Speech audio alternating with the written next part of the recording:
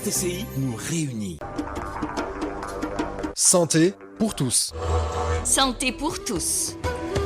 Magazine médical, produit et présenté par Dunia Cheuch.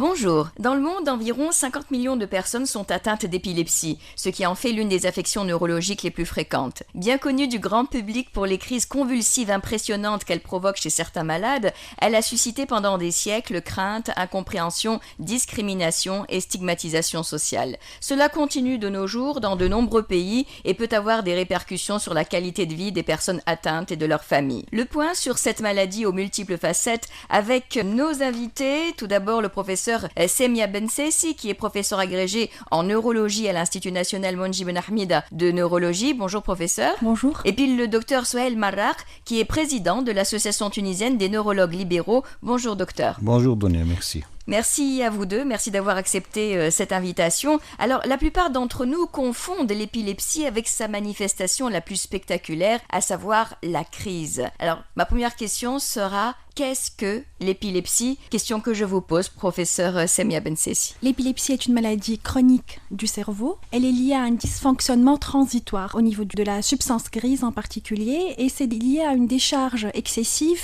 d'électricité. Il faut savoir que les neurones communiquent entre eux grâce à des décharges électriques. D'accord. Et là, on va avoir une décharge qui est excessive, une sorte d'orage dans le cerveau, qui va être responsable de manifestations cliniques. Lorsqu'une crise reste unique, on parle d'épilepsie On ne quand parle même? pas d'épilepsie. Généralement, on a besoin de 2 crises, donc une récidive des crises, et non provoquée, pour parler de maladie épileptique. Est-ce qu'il existe différentes formes d'épilepsie, Dr Souhail Marraq? Effectivement, comme vient de le dire Dr Bensessi, l'épilepsie est cette hyperactivité donc électrique dans une zone du cerveau, et en fonction de la zone du cerveau qui parle, on va avoir un symptôme qui correspond à cette zone-là. Si c'est une zone qui reste circonscrite et très limitée, on a un symptôme qui est lié à cette zone-là, on appelle ça épilepsie partielle. D'accord. Si c'est tout le cerveau qui est impliqué, que ce soit primitivement ou à partir d'une zone d'origine, l'épilepsie devient généralisée. Donc on a 2 grands groupes d'épilepsie, les épilepsies partielles et les épilepsies généralisées. Je me suis laissé dire que ce dysfonctionnement cérébral dont vous parliez, professeur Bensessi,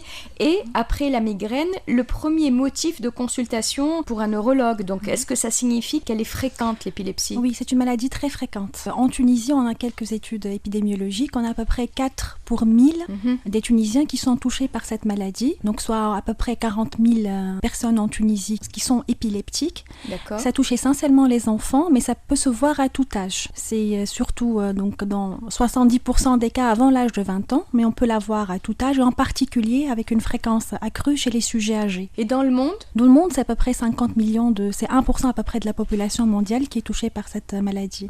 Tout de même. Et quelles sont les causes des crises épileptiques? Il y a différentes causes. Donc on peut avoir tout ce qui est lésions au niveau du cerveau. Donc ça peut être des lésions infectieuses, ça peut être des lésions post-traumatiques, ça peut être des accidents vasculaires cérébraux, ça peut être des malformations cérébrales, ça peut être aussi des causes génétiques. Donc on peut avoir soit ce qu'on appelle les formes monogéniques, c'est-à-dire lorsqu'on a un gène, on va avoir la maladie, ce qui est exceptionnel. Mais en général, on va avoir une prédisposition génétique. D'accord. Donc on va avoir... C'est pour ça que l'épilepsie semble plus répandue dans certaines familles, par exemple. Voilà. D'accord. Donc c'est pas uniquement génétique, mais c'est multifactoriel, et la génétique joue un rôle aussi dans cette maladie. Il y a une prédisposition Voilà, une génétique. prédisposition. On va dire ça comme ça.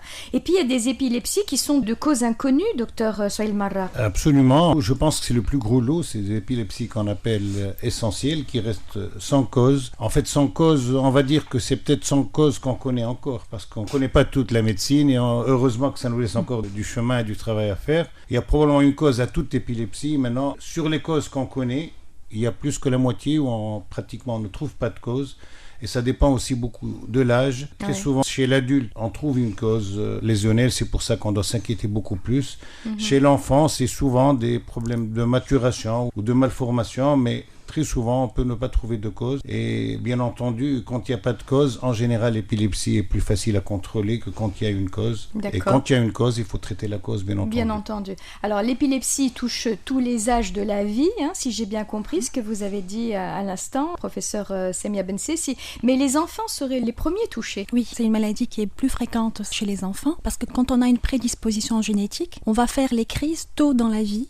Ou alors ça peut être dû aussi à des malformations, un problème de maturation, de malformations cérébrales qui vont s'exprimer pendant l'enfance ou l'adolescence. Mais la bonne nouvelle, c'est que selon certaines études, la moitié des cas commenceraient dans l'enfance, mais qu'elle n'est pas toujours définitive. Oui, la plupart guérissent en fait. C'est bien. Comme il y a une maturation cérébrale, des réseaux qui vont mûrir et des réseaux qui disparaissent et d'autres qui se mettent en place, donc on peut avoir une guérison de l'épilepsie dans 60% des cas. Oui, docteur Marrak, il semblerait également que l'épilepsie est plus fréquente chez les sujets âgés.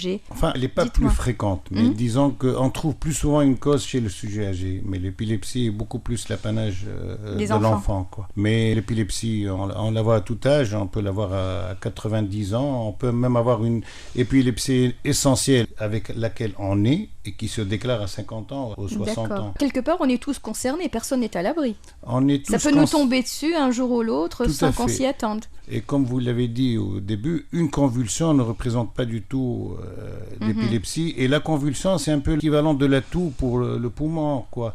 La convulsion, c'est le signe de souffrance du cerveau. Donc c'est pour ça qu'une crise isolée dans une circonstance particulière n'a aucune signification d'épilepsie et que c'est la répétition ou la tendance à la répétition des crises qui fait qu'on soit étiqueté épileptique, quoi. D'accord. Parlons un peu des facteurs de risque. Quels sont les déclencheurs les plus fréquents par rapport aux crises ? Donc il y a des facteurs qui déclenchent les crises, en particulier le manque d'heures de sommeil. Donc il faut vraiment un sommeil régulier pour les patients épileptiques.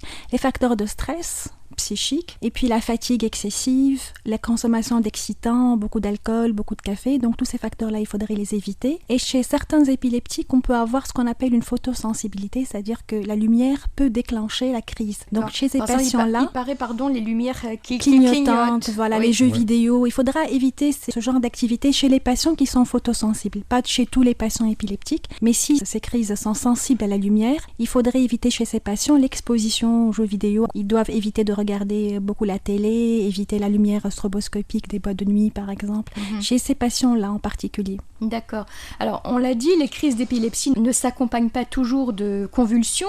Quels vont être les symptômes en fait ? Alors en fait ça dépend de l'origine de la crise. Donc si on a une crise partielle, c'est-à-dire qu'il va y avoir une décharge excessive au niveau d'un groupe de neurones, et en fonction de la localisation de cette zone, on va avoir les manifestations cliniques. Par exemple, si c'est au niveau de la partie postérieure du cerveau, à l'arrière du cerveau, on a la zone qui est responsable de la vision. Donc si on a une décharge à ce niveau, on va avoir des manifestations visuelles. On peut voir des points colorés, on peut avoir des hallucinations assez complexes, même voir des images. Donc si on a par exemple la décharge qui se fait au niveau de la zone motrice, parce que pour que je puisse bouger ma main, il y a une décharge qui se fait au niveau d'une partie de mon cerveau qui est le lobe frontal, et puis qui va être véhiculée par les nerfs jusqu'à la moelle, et puis de la moelle vers les troncs nerveux jusqu'à mes muscles pour que je puisse bouger ma main. Donc si j'ai une décharge excessive à ce niveau anormal, je vais avoir des secousses involontaires anormale au niveau de ma main ou de mon membre inférieur ou de mon hémicorps. Et au cours des crises partielles, on peut avoir une altération de la conscience, mais on peut avoir aussi une conscience qui est préservée. Donc le patient va décrire la crise. Donc ça dépend de la zone qui est touchée. Si par exemple j'ai une décharge au niveau de la zone de mon langage, je vais être incapable de parler par exemple pendant la crise. Et si c'est une crise généralisée, c'est-à-dire que si elle intéresse d'emblée les deux hémisphères, on va avoir la manifestation que les gens connaissent le plus, c'est-à-dire la grande crise spectaculaire, tonico-clonique. La perte de connaissance. Avec perte de connaissance, souvent morsure de la langue, mousse aux lèvres, etc. Ça, c'est une épilepsie généralisée tonico-clonique. Il paraît que parfois, Dr Marrak, il y a une aura qui précède la crise. C'est-à-dire que l'épileptique sent qu'elle va arriver. C'est vrai. D'ailleurs, très souvent, ça permet beaucoup aux malades d'éviter les catastrophes. Il a le temps de s'allonger. Absolument. Des fois, l'aura, en général, correspond au foyer initial de la crise. Donc ça peut être, comme vient de dire le docteur Bensès, une aura visuelle, ça peut être une sensation mal définie de malaise et que le patient a l'habitude de ressentir juste avant la crise. Ça peut être des hallucinations, ça peut être un petit fourmillement d'une main. Donc ça dépend vraiment du foyer d'origine épileptique. Et puis le caractère le plus important de ces crises-là, c'est la stéréotypie en général. C'est le même symptôme qui revient. C'est ce qui fait que nous pensons beaucoup plus à l'épilepsie, c'est-à-dire que c'est le même symptôme qui débute brutalement, qui part brutalement, qui prend quelques secondes à quelques minutes et qui est toujours répété à peu près de la même manière. Donc c'est ça ce qui est très évocateur du caractère épileptique de la crise. Parfois même on a des manifestations qui semblent psychiatriques. Mais comme Dr Marek l'a soulevé, le caractère stéréotypé nous permet de retenir l'origine épileptique. On peut avoir donc des impressions de déjà-vu, de pensées forcées, de ressentir des odeurs désagréables qui reviennent toujours les mêmes. Voilà, donc le malade qui chantonne, qui se met à courir de façon brutale. Ah d'accord. Oui. Et chez l'enfant, c'est le même type de symptômes? C'est pareil. Quand est-ce qu'il faut consulter le médecin? En fait, il faut consulter le médecin d'abord chez l'enfant. Ça va de la difficulté scolaire jusqu'aux crises tonico-cliniques généralisées. Dès qu'on a des symptômes récurrents ou des troubles de la conscience que les parents remarquent ou des difficultés de concentration ou alors des suspensions brèves de la conscience. Vous avez un enfant avec lequel vous discutez puis il a une fixité du regard et puis 30 secondes après il revient. Ça peut être une distraction de l'enfant mais quand ça se répète toujours de la même manière, ça peut être un symptôme, un signe d'appel d'épilepsie. Alors comment confirmer qu'il s'agit bien d'épilepsie plutôt que d'une autre affection? Comment est-ce que vous allez poser votre diagnostic? D'abord le diagnostic est essentiellement clinique.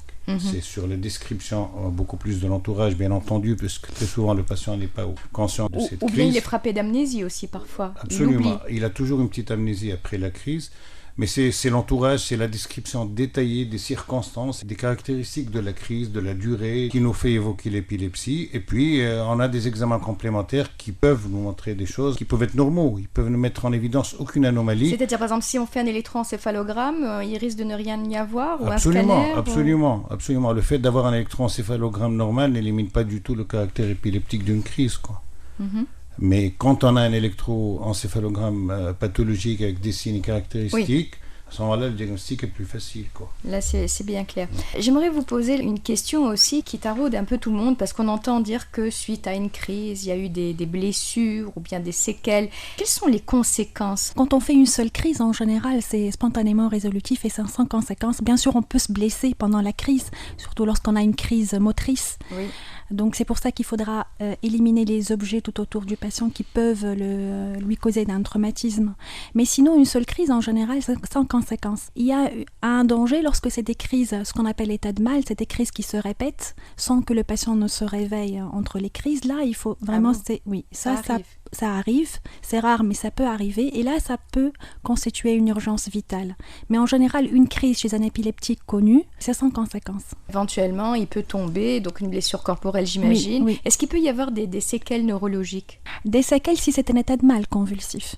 Mais si c'est une seule crise, normalement, c'est sans séquelles. C'est vraiment un dysfonctionnement transitoire. Mais on peut avoir un petit déficit transitoire après la crise. Si on fait une crise d'un bras pendant 5 minutes, on peut avoir une faiblesse de ce bras pendant quelques minutes à quelques heures après, mais qui ne constitue en aucun cas un élément d'inquiétude parce qu'il va récupérer après, quoi. J'ai entendu parler de mort subite. Alors ça aussi, c'est un grand dossier. La mort subite existe dans l'épilepsie. Le lien entre l'épilepsie et la mort subite n'est pas encore très très bien établi. C'est très rare, mais ça existe. À ma connaissance, on ne sait pas encore l'éviter, sauf en traitant les crises, quoi. Je le disais en introduction, il y a une autre conséquence. Les personnes épileptiques sont souvent rejetées par la société. Pourtant, on peut le rappeler, lorsque le malade suit avec soin son traitement, il est capable d'aller à l'école, de travailler ou de faire du sport normalement. C'est vrai. C'est une maladie qui se traite. Dans la plupart des cas, dans plus de 80% des cas, le patient sous traitement ne fait plus de crise. Donc il y a quelques formes rares d'épilepsie, ce qu'on appelle l'épilepsie pharmacorésistante, réfractaire, mais c'est l'exception. Sinon, en général, quand il prend son traitement de façon régulière, on va avoir un contrôle satisfaisant sur les crises. Mais la stigmatisation, elle vient surtout de la méconnaissance de la maladie. Les gens ne connaissent pas, ils sont effrayés. Souvent, c'est des manifestations spectaculaires et qui est rattachée à des causes supranaturelles parfois. Oui. Donc, c'est pour ça qu'il faut essayer d'expliquer à l'enseignant, à la maîtresse d'école, comment elle doit réagir, c'est quoi l'épilepsie pour qu'elle puisse donc gérer la situation en cas de crise chez un élève, expliquer à la famille c'est quoi l'épilepsie au juste pour démystifier en fait cette maladie. Expliquer à l'entourage que ce n'est pas contagieux. C'est pas contagieux, ça c'est sûr. C'est important aussi. Oui. Et puis bon, la stigmatisation en fait de cette maladie, elle peut conduire ceux qui en souffrent à ne pas chercher à traiter leurs symptômes pour éviter d'être identifiés comme épileptiques. C'est vrai. Il y a une étape pour l'épileptique, c'est celui d'accepter sa maladie, de vivre avec elle. C'est une maladie comme une autre. Ça peut guérir spontanément et puis avec un traitement, on arrive à la contrôler. Donc, il n'y a pas de raison qu'il ne vive pas normalement sa vie. Docteur Sohail Marraq, comment va se faire la prise en charge ? D'abord, il faut expliquer à la famille ce que c'est. Il faut démystifier. Il faut vraiment dire que c'est une maladie banale et que ça nécessite un traitement et que sous traitement, on contrôle ça par rapport à d'autres maladies où, malgré le traitement, la maladie évolue et agresse la personne. L'épilepsie peut être très bien contrôlée grâce à, dans 70% des cas, à un seul médicament. Beaucoup il paraît plus. En plus qui n'est pas onéreux. Qui ne sont pas forcément onéreux, non. On a des médicaments, bon c'est vrai qu'on a des vieux médicaments qui ont des petits problèmes de tolérance qui sont alors là à la portée de tout le monde. Et il y a de nouveaux médicaments, comme tous nouveaux médicaments qui sont souvent onéreux, mais en général c'est pas des médicaments de première ligne, c'est des médicaments qu'on utilisera dans les épilepsies, comme vient de dire Sam, il y a pharmaco-résistants. Qui résistent aux autres médicaments. Mais c'est très important d'encadrer psychologiquement ces personnes et leurs familles et de leur expliquer que c'est une affection bénigne qui peut être très bien traitée dans la mesure où il n'y a pas de cause, où le traitement est uniquement un traitement de crise. Mais quand tu as une cause, bien entendu, il faut traiter la cause pour guérir l'épilepsie, quoi. Oui. Parfois, pour les patients ne réagissant pas à un traitement, il y a la chirurgie qui peut être envisagée, c'est vrai ? Alors la chirurgie, il y a eu beaucoup d'encre qui a coulé sur la chirurgie. Je pense que les cas où la chirurgie est vraiment indiquée restent très rares. Il y a des cas où c'est très défini, où c'est un lobe avec une symptomatologie clinique très stéréotypée et une zone du cerveau qui est toujours la même et qu'on trouve à l'IRM.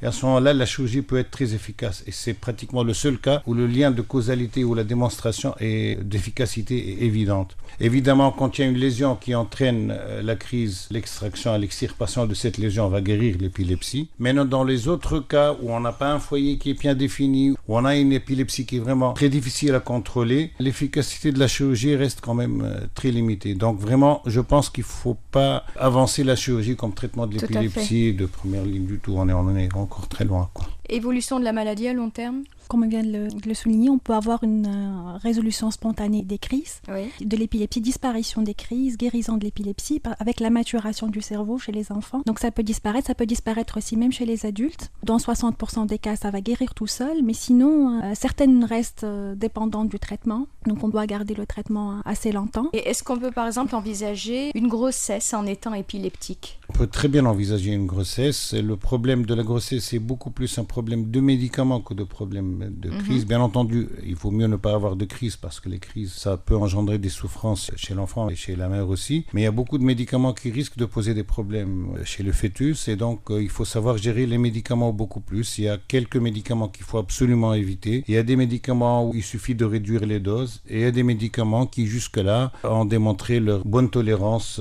pendant la grossesse et qu'on doit prescrire pendant la grossesse. Mais sinon, bien entendu, la femme épileptique peut très bien tomber enceinte et avoir des enfants. Au niveau de la CNAM, quid de la prise en charge ? Est-ce que l'épilepsie est considérée comme affection de longue durée ? Oui. Oui. C'est une bonne épilepsie nouvelle. qui est, oui.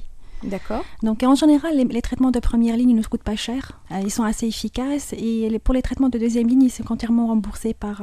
la plupart d'entre eux sont complètement remboursés par la CNAM. Le problème, c'est la chirurgie de l'épilepsie qui n'est pas assez développée chez nous, malheureusement. C'est vrai que les cas candidats à la chirurgie sont rares. C'est 10% à peu près des cas.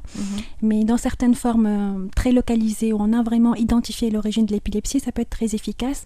Et j'espère qu'on pourra développer cette chirurgie en Tunisie, ce qui n'est pas le cas actuellement. Est-ce qu'il existe une prévention possible de l'épilepsie ? Peut-être pas de l'épilepsie, mais peut-être des crises. Prévention des crises, c'est éviter les facteurs déclenchants, en fait. Éviter les excès, les dettes de sommeil, les boissons alcoolisées, Enfin, tous les excitants peuvent provoquer des crises. Et puis, très souvent, les patients connaissent un peu les facteurs déclenchants des crises, comme vient de dire Sam, mais des fois la stimulation lumineuse. Oui, on les rappelle. Donc, vous disiez, donc, par exemple, des émotions fortes, le stress, vous avez dit. Si on peut l'éviter, ce qui est rarement le cas. Les lumières clignotantes, les lumières clignotantes chez les sujets photosensibles, sinon pas chez tous les épileptiques. Sinon, surtout la dette de sommeil. Donc, il faut avoir un sommeil régulier. C'est très important. Et puis, tous les stimulants. Voilà, les stimulants, beaucoup d'alcool à éviter, beaucoup de café, il faudrait les éviter aussi. Sinon, pour éviter l'épilepsie en elle-même, il faudra certaines causes. Pour les facteurs génétiques, bien sûr, on peut pour le moment rien y faire, mais prévenir les AVC, ça va permettre, les accidents vasculaires cérébraux, ça va permettre de lutter contre l'épilepsie, parce que c'est généralement la cause de l'épilepsie chez les sujets âgés, c'est les accidents vasculaires cérébraux. Donc lutter contre ça, avoir une prise en charge périnatale adéquate des femmes qui accouchent. Oui. Aussi éviter les traumatismes crâniens en mettant un casque quand on conduit une moto, ceinture de sécurité en voiture. Voilà, donc souvent on a des épilepsies post-traumatiques.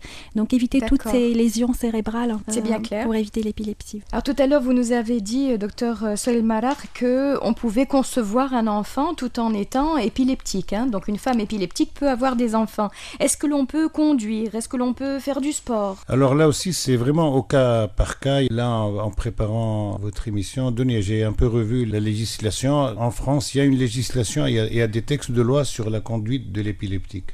D'accord. Quand est-ce qu'on peut le remettre au volant, après quel type de crise, en cas de crise isolée sans facteur déclenchant. Il y a vraiment beaucoup de détails, mais en fait... Par exemple, les phares, parfois, ça peut provoquer une crise. Absolument. Ouais. Donc, il y a des cas où les malades sont contrôlés, où pendant 5 ans, ils ne font pas de crise, où ils ne font leur crise que pendant le sommeil, où le médecin est un peu juge, où il sait qu'on peut laisser. Où il y a des cas où on contrôle mal les crises. C'est évident que c'est un grand risque pour celui qui conduit et pour les gens qui sont dans les rues. Et puis, en fonction de l'activité de la personne, en fonction de ce qu'il fait. Je pense que c'est au neurologue de juger, c'est vraiment au cas par cas. Mais bien entendu, il n'est pas question de laisser conduire des gens qui continuent de faire des crises ou qui résistent au traitement parce que c'est un grand risque, quoi. Est-ce qu'on peut faire du sport? Absolument, à part les sports dangereux, bien entendu, il ne faut pas faire de la plongée ou de l'alpinisme quand on est épileptique. D'abord, les crises peuvent arriver même à des gens sains. Alors imaginez pour un épileptique, donc il vaut mieux que si jamais par malheur il a sa crise,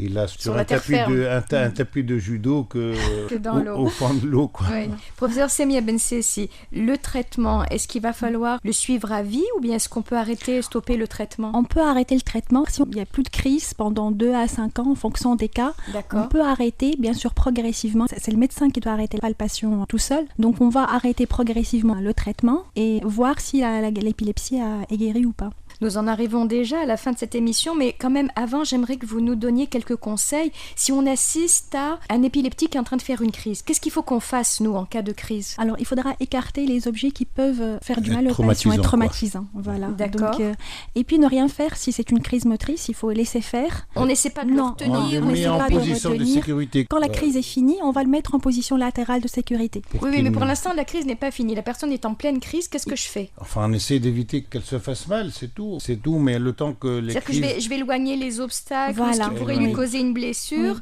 Oui. Parfois, on a peur de cette morsure de la langue. Est-ce qu'il ne faut pas essayer de, je sais pas, de faire quelque chose? On risque de se faire mal. Et les patients n'avalent pas leur langue, contrairement à une pensée courante. Donc pas de risque de ce côté-là. Voilà. On n'insère rien dans la bouche, surtout. Il vaut mieux. Je pense qu'il vaut mieux pas. C'est difficile. Oui. Est-ce qu'il faut peut-être, je sais pas, desserrer la desserrer, chemise oui. Placer un coussin ou quelque chose sous la tête, non? Le risque aussi, c'est quand on a le ventre plein, c'est d'avaler un peu, c'est d'inhaler ce qui est dans l'estomac, et c'est ça ce qui peut poser des problèmes. Donc, il vaut mieux les mettre en position latérale. Sur le côté gauche, en général? Pas forcément, sur un côté pour éviter qu'il soit sur le dos et qu'il inhale un peu ce qu'il a dans l'estomac, quoi. C'est le plus important. Après la fin des mouvements, on va avoir une période où le patient est dans le coma, il a des troubles de la conscience. Et là, il risque d'inhaler. Donc, lorsque la crise est finie, il n'y a plus de manifestation motrice. On va le mettre sur le côté gauche. le temps qu'il se réveille. Avec un petit coussin Voilà, ou un un petit vêtement coussin, sur, on va qui soulever replie la sur tête pour éviter qu'il ne fasse une fausse C'est bien route. clair. Et là, on appelle le médecin, on appelle l'ambulance, où ça va passer. On le transporte, mais enfin, il y a plus l'urgence est passée, sauf si, D'accord. comme vient de le dire Sam, les crises se répètent et qu'entre les crises, la conscience ne revient pas. À ce moment-là, il y a un danger Il y a vital urgence. et c'est une urgence, quoi. Bien sûr, si c'est une première crise chez un patient non connu épileptique, là c'est urgent, il faut qu'il aille consulter. Mais si c'est une épileptique connue et qu'il fasse une seule crise, donc il n'y a pas de problème, il n'y a pas d'urgence. Alors, des conseils aux auditeurs, vos recommandations générales en mot de la fin. Je commencerai avec vous, professeur Samia Bensessi. Il faut penser à l'épilepsie non seulement devant une crise, la crise grand mal, la crise motrice spectaculaire que la plupart des gens connaissent, mais également devant d'autres manifestations qui peuvent prêter à confusion, en particulier dont vient de parler Dr Marek, les crises d'absence. C'est souvent sous-diagnostiqué, c'est de petits enfants qui ne suivent pas à l'école, qui ont des difficultés scolaires avec des périodes de rupture de contact, etc. Il faut savoir demander l'avis d'un médecin concernant ces manifestations-là. Donc il y a beaucoup d'épilepsies, de crises épileptiques qui sont sous-diagnostiquées. Le mot de la fin, Dr Zouhair Marra. L'épilepsie est une affection, j'oserais dire, banale, dans la mesure où elle est bien prise en charge, où elle est bien traitée. Il faut vraiment démystifier cette maladie-là. Il faut expliquer aux gens que quand on peut régler le problème avec 1 ou 2 comprimés par jour et qu'on mène une vie tout à fait tranquille, il ne faut pas hésiter, quoi. Et ça n'a rien de mystique, bien entendu. Il faut changer notre regard sur cette pathologie. Absolument. Oui, ça ne sert à rien de mettre une clé dans la main. Merci beaucoup. Merci à vous, professeur Samia Bensessi. Je rappelle que vous êtes professeur agrégé en neurologie à l'Institut national Monji Ben Ahmed de neurologie. Et merci à vous, docteur Zouhair Marra. Je rappelle que vous êtes président de l'Association tunisienne des neurologues libéraux. Voilà, merci donc à nos invités. Merci à vous de nous avoir suivis. Et puis surtout, bonne santé à tous.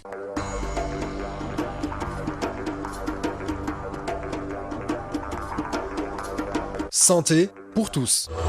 Santé pour tous. Magazine médical, produit et présenté par